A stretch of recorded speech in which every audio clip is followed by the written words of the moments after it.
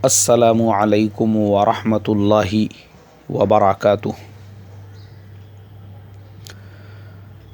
मोहतरम भाइयों, बुज़ुर्गों, दोस्तों,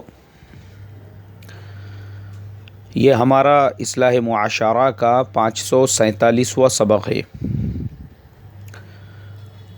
मोहतरम बुज़ुर्गों, अभी चंद दिनों पहले एक हमारे बहुत अज़ीज़ दोस्त है और ख़ास तौर पर हमारे इस्लाह मुआशरा के तो ऐसे गिरवीदा है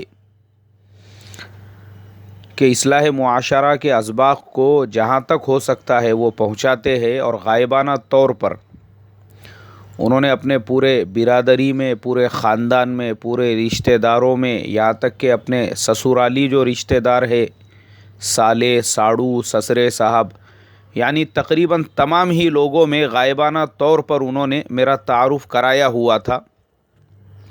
उनकी दिली तमन्ना थी कि मौलाना, तमाम लोग आपका बयान सुनते हैं, आप अगर इस प्रोग्राम में आएंगे तो सबसे आपकी मुलाकात भी हो जाएंगी। मैंने कहा चलो, एक मुखलिस दोस्त है अपने और इतने इसरार के साथ में दावत दे रहे हैं।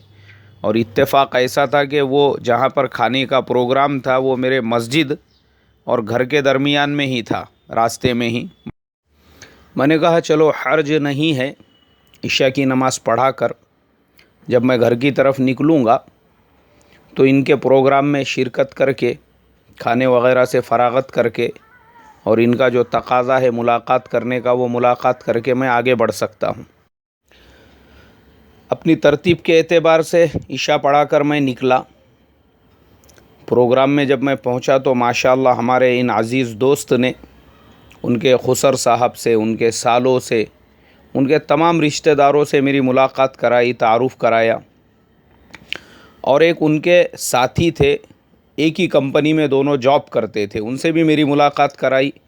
माशाअल्लाह उन्होंने भी तकाज़ा रखा कि मेरा मुस्तकिल आपको नंबर देता हूँ, आप मुझे पर्सनली बयानात जो है वो सेंड किया करे।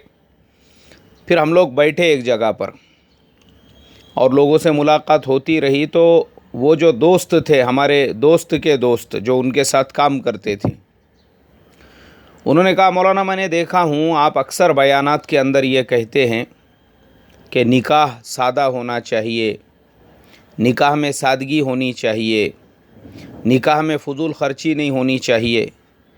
लेकिन अब ये जो हमारे माँ बाप होते हैं, हमारी वालिदा होती है, इन लोगों का कहना ये होता है कि भाई हमको हमारे अरमान निकालना है, हमारे अरमान पूरे करना है। तो ये अपने अरमान किस तरीक़े से फिर पूरे करेंगे और अरमान कैसे निकालेंगे? मैंने कहा देखो, जैसे खाना पीना एक ज़रूरत की चीज़ है,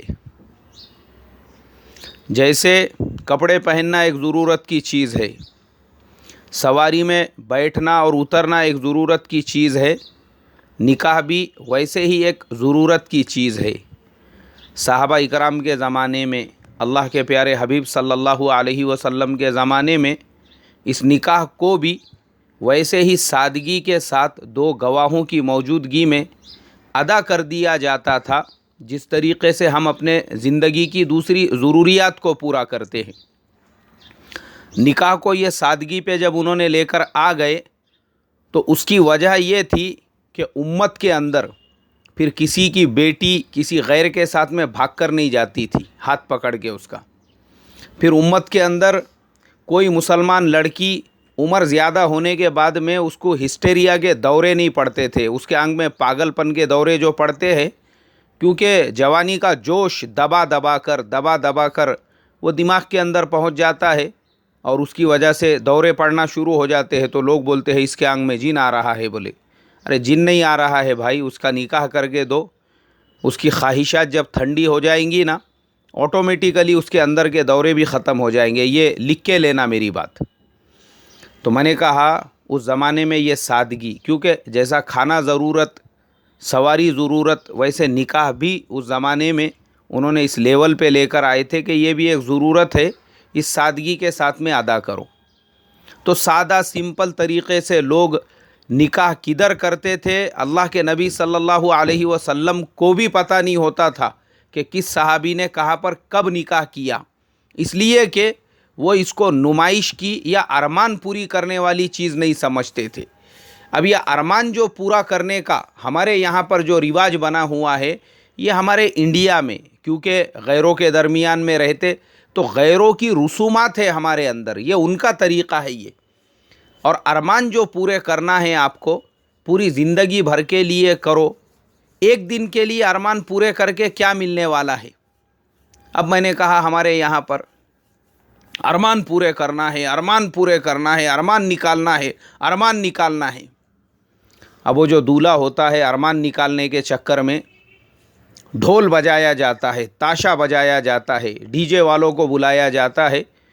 यहाँ तक कि बाज़ मुसलमान जो एकदम थर्ड ग्रेड की सोच रखने वाले होते हैं, जो एकदम नीच और गलीज़ और गंदी मैच्योरिटी रखने वाले होते हैं, वैसे लोग तो अरमान निकालना है तो नाचने वाली जो रंडियाँ होती है, जो मुजरे वालियाँ होती है, उनको भी लेकर आते हैं। अब वो रंडियाँ नाच रही है, वहाँ पे तबला बज रहा है, हारमोनियम बजाया जा रहा है, उनके पैरों में घुंघरू है और वहाँ पे लावनियाँ चल रही है, वो भी होता है। मैंने कहा उससे एक कदम आगे जो नीच पने की और भी ज़्यादा नीची सतह के लोग होते हैं, तो वो बीच की जो मखलूक है, मुखन्नस जिसे कहा जाता है, उनको भी बुलाकर नचाते हैं और कहते हैं कि अरमान पूरे किए जा रहे हैं, लाखों रुपये खर्चा हो रहे हैं, 5-5, 10-10 लग्जरी बसें की जाती है।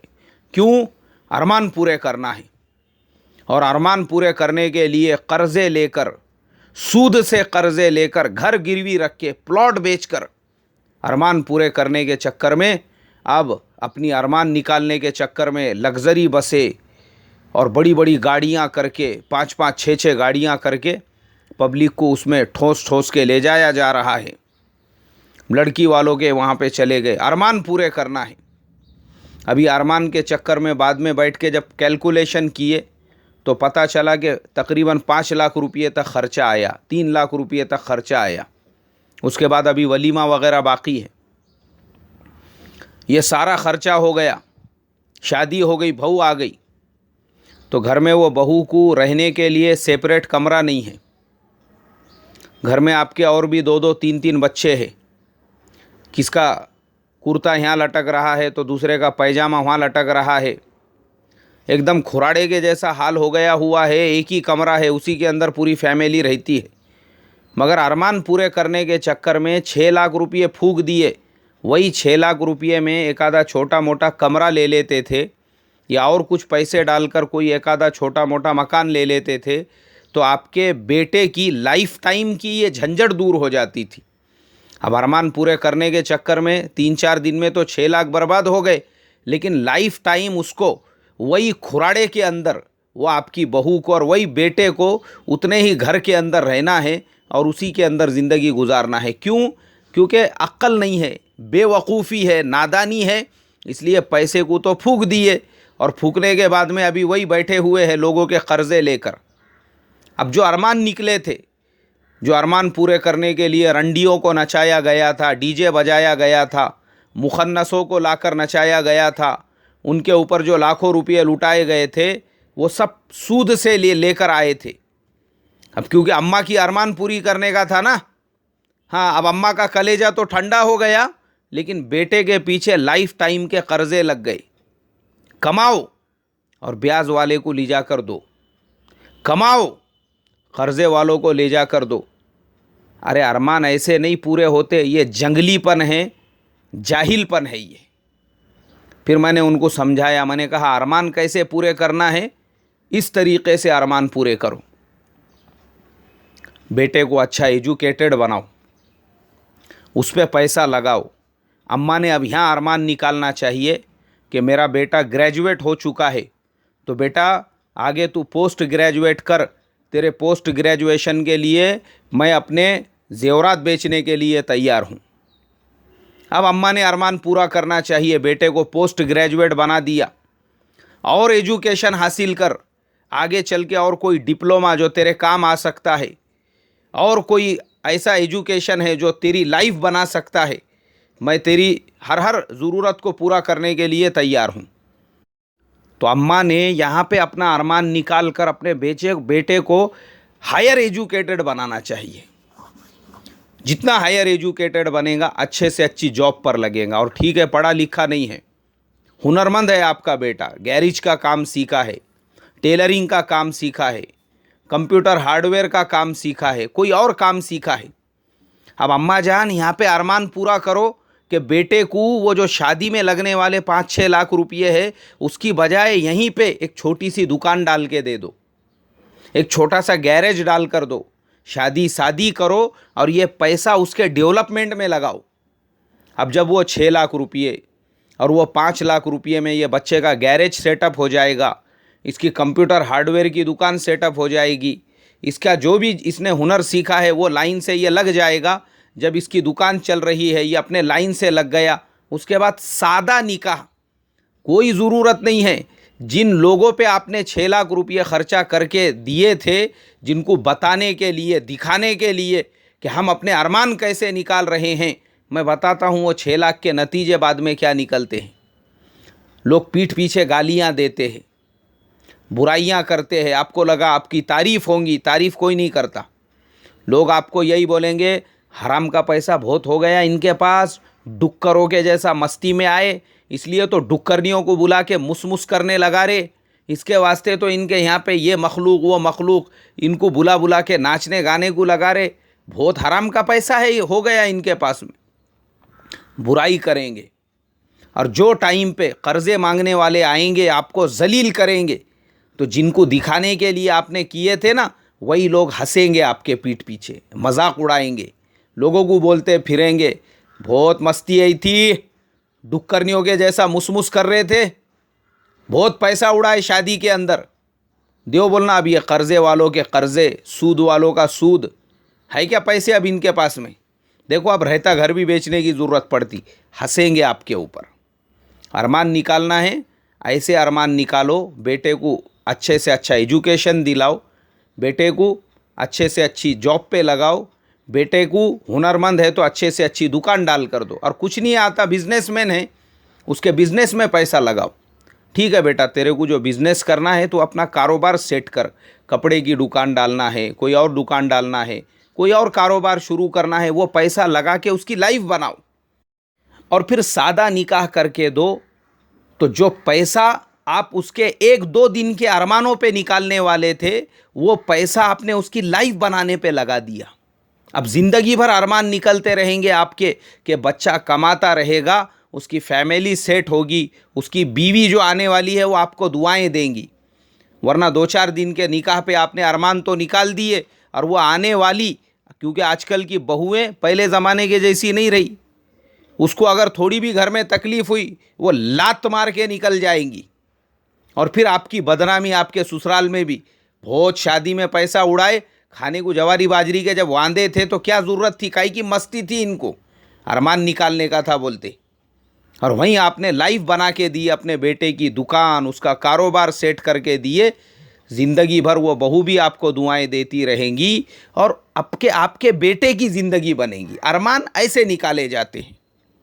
और बहुत पैसा है आपके पास, बहुत मुसमुस अगर पैसा कर रहा है आपको अरमानी निकालने का है, तो फिर आप अपने बेटे को अलग एक फ्लैट लेके दो, ताकि वो आराम से, इत्मीनान से, सुकून से ज़िंदगी गुजार सके।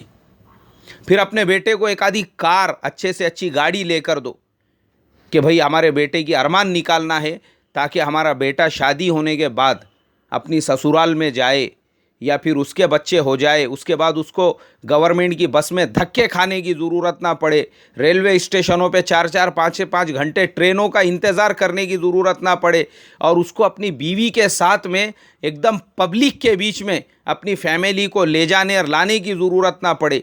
उसकी अपनी सेपरेट कार है, आराम से, इत्मीनान से वो अपनी फैमिली के साथ में सफ़र कर रहा है। अरमान अब निकालो, ये है अरमान निकालने का तरीक़ा। तो आज मोहतरम बुज़ुर्गों, ये जो टेंडेंसी हमारी बनी, ये जो थिंकिंग बनी, देखा मैंने लोगों को, जो लोगों ने रस्म के अंदर 10-10 लाख खर्चा करके अरमान निकाले थे, बाद में वो रस्म कैंसिल हो गए, वो मंगनियाँ कैंसिल हो गई। 10 लाख कहाँ गए? गए चूल्हे में। 25-25 लाख रुपये खर्चा करके शादियां किए थे, निकाह किए थे। 15-15 दिन के अंदर जब तलाक़ें हो गई, 2-2 3-3 महीने में तलाक़ें हो गई, 25 लाख कहाँ गए? गए चूल्हे में। फिर वो 25 लाख का रिटर्न क्या मिला? उसके रिटर्न में आपको 498 मिला, जो 12 साल तक अब आपको हर तारीख़ पे हाजिर होना है। अल्लाह मेरी तुम्हारी हिफाजत फरमाए और ये अरमान निकालने का जो मैंने बताया है उसकी समझ हमको अता फरमाए। अस्सलामु अलैकुम व रहमतुल्लाहि व बरकातुहू।